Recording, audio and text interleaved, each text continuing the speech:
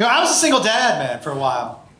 And so there was a lot of girl stuff that I just was not good at or prepared for, or made me, like, I had to buy her a bra. And she was like, do you want to come with me to buy a bra? And I wanted to say, fuck no. Isn't that something you can do by yourself at the mall? But of course, responsible adult. I said, of course. And so we had to buy her this bra. I'm not going to get into crazy detail, but the bra was bigger than I was thinking I was going to have to buy. And I remember handing her the bra and saying, you're like Spider-Man now. With great power comes great responsibility. Those are great power. Use them for good, not for evil. And so, look, when they were growing up, Caitlin was his protector. And I'll tell you something else about my daughter. Freakishly strong. Freakishly 100%. Strong. And like, there are times where I'd be like, can you open that jar for me? Like, fucking not kidding. I'd be like, I can't open it. She'd be like, give it to me. I'd be like, fuck you. There were times where we would like get a new piece of furniture and we couldn't lift it, and Kate would be I would have Caitlin help me on the other side. These guys would be like, I'm fucking. She'd be like, nah. Yeah. Kate would just pick up things by herself. Yeah, it was crazy. Okay. Yeah. So one day, you know, when they were younger, a big day out for us. And this is when they were younger, those indoor playgrounds with the slides and all that shit, those were new. So they were popping up all over the place. They were in one of those tubes, you know? And I see, you know, it was in the ball part of the tube where it was plastic so you could see in. This kid pushes him. And then I see Caitlin doing this.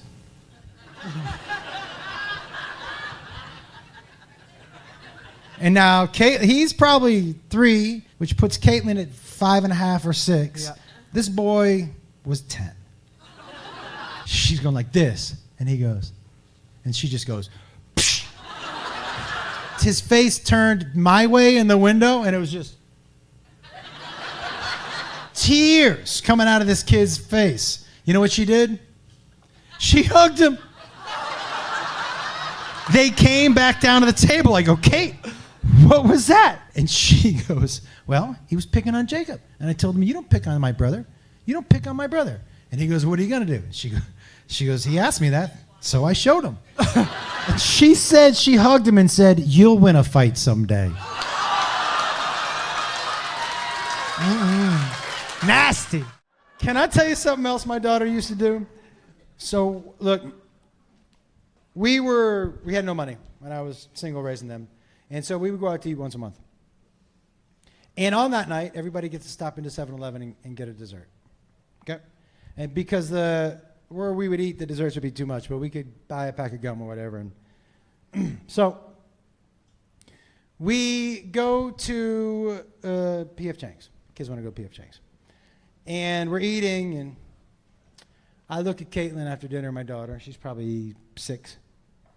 And she's chewing gum, and I was like, hey. And she goes, yeah. I go, you didn't get gum at 7-Eleven.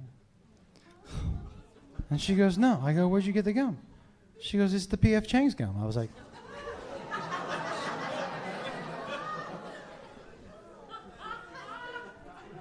well, what do you mean by that? She goes, you know, it's the gum that P.F. Chang's leaves out for people. I go, where? Where are they leaving it out?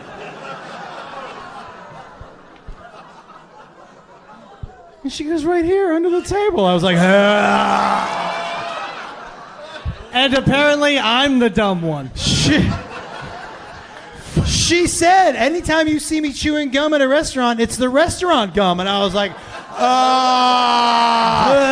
honestly, I was like, you're going to die tomorrow or never be sick again a day in your fucking life. Yeah. I was fucking chewing that gum. I was like, yeah, I don't know if you can ride in the car on the way home. Yeah, that was gross. Fucking so gross. Anybody else? Yeah. Did your daughter really find your wife in the closet? Yes, my daughter found my wife in the closet. For those of you that haven't heard that story, man, you know, when I was a single dad, I didn't let anybody who I was dating meet my kids. I didn't quite understand why you needed to meet my kids, especially like a month in. I don't even know if I like you. So there's no fucking reason for you to meet my kids, right? And so even with Beth, and I knew I was gonna marry Beth almost immediately. I was like, you gotta wait. We gotta wait 6 months. We gotta make sure this is real. They don't need to meet you if we're not, right? So she would come over to the house, and she wasn't allowed to sleep in the bed because they couldn't wake up and see her there. So she usually drove home, and one night she was too tired. So she just asked me, she goes, can I sleep in your closet? And I was like, it was a walk-in closet. And so, yeah, she wasn't fucking curled up like a cat at the bottom of the, yeah. So I go, you tell me you're going to come over, we're going to have sex, and you're going to sleep in the closet? She was like, yeah. I was like, okay. Oh, dude, I'm a gentleman. I put an air mattress down in there. She ended up with a little refrigerator, a picture of me, So, so my daughter comes into the kitchen as I was I made breakfast and lunch in the morning, and their job was to get themselves dressed. And so she comes in the kitchen, and she goes, I can't find my shoes.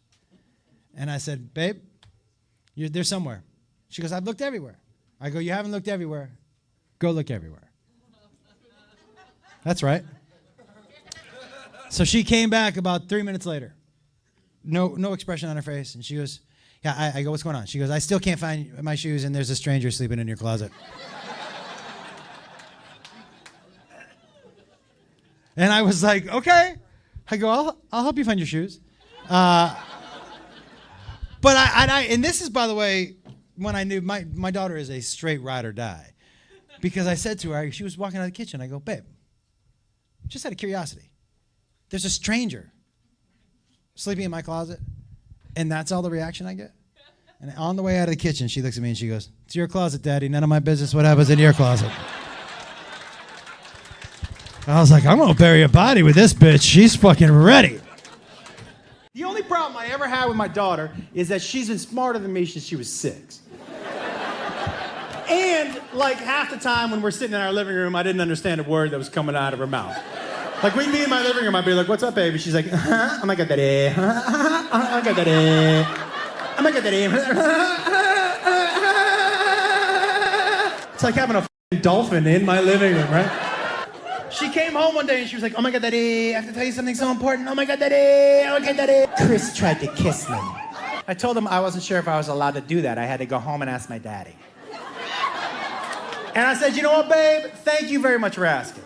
Look, I know you're a teenager and your hormones are running crazy, and my job as your father is just to tell you what I know. And what I know is that God doesn't let little hookers into heaven. Do whatever you want to do with that information, babe. Listen, I used to like to embarrass them. That's true. And so he is the one who is the hardest to embarrass. My daughter, she at one point, we were driving to middle school, and she was like, drop me off here. I'm like, the school's up there. She was like, it's embarrassing if you drop me off in front of the school. And I go, what? She was like, it's embarrassing. I was like, okay. So I let her walk up to the school, and I just waited, and then I slowly rolled up behind her. And when she was in front of the school, all the kids out there in the morning, I just rolled down my window and I go, hey, Kaden! Hey, Kaden! Woo, woo, woo, woo, woo, woo, woo, woo, woo! Hey, Kaden! Hey, Kaden! I can't find my way home! I can't find my way home!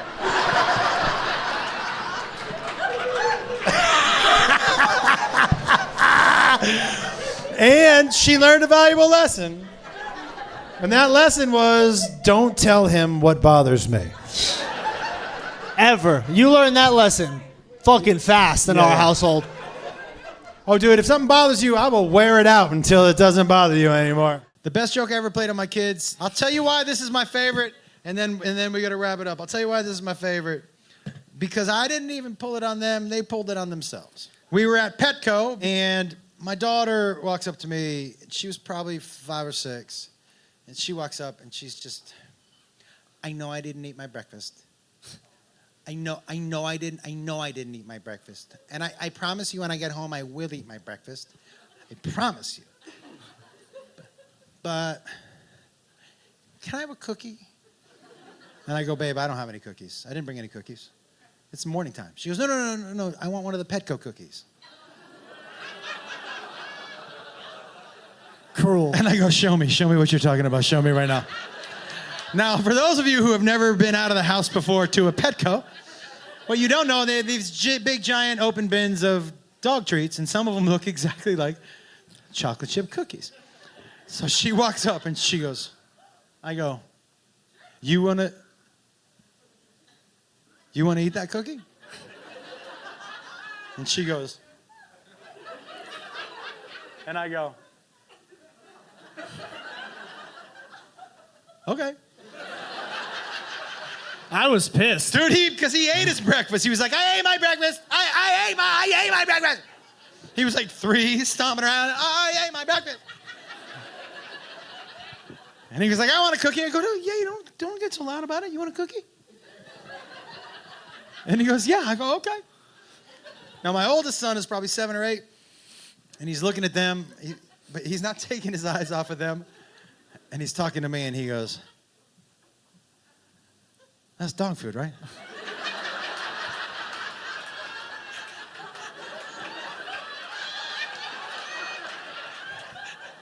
And I said, yeah.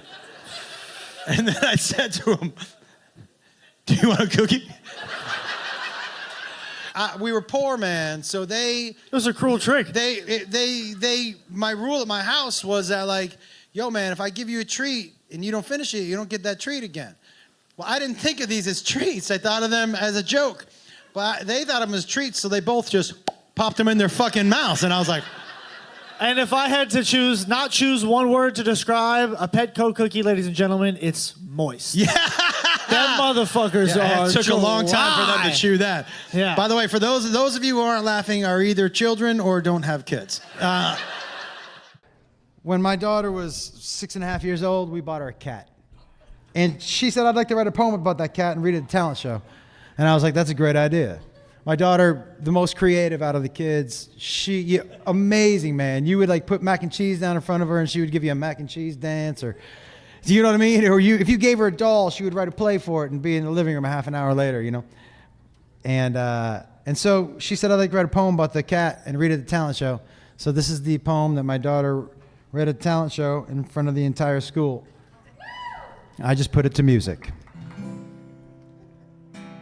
Ooh, I love her, my pussy. I like to hug her, my pussy. Yeah, my pussy likes to run around. My pussy, she makes the cutest sounds, my pussy. She can be scary, my pussy. She's really hairy, my pussy. My pussy sleeps right on my chest. My pussy, she likes my brother best. My pussy. She's as happy as can be. And she's part of the family. Yeah, she likes to sleep all over the place. Ooh, my pussy, she lick your face. Ooh, my pussy, she lick your face.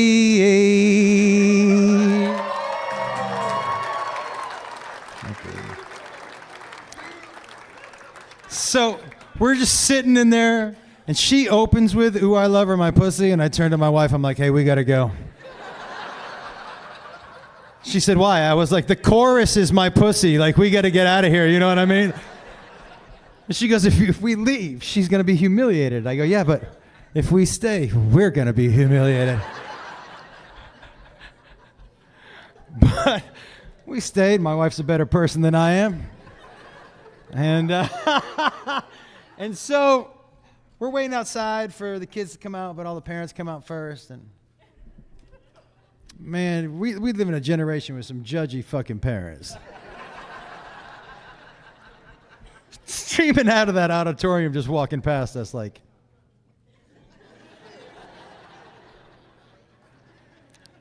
And one woman walks up to me and she goes, "Hey." I go, "Yeah." She goes, "You know, you really ought to proofread your daughter's poetry." Before she decides to read it in front of the entire school. And she walked off. And her husband walks up to me and he goes, "Your house sounds fun." And he just high-fived me like that.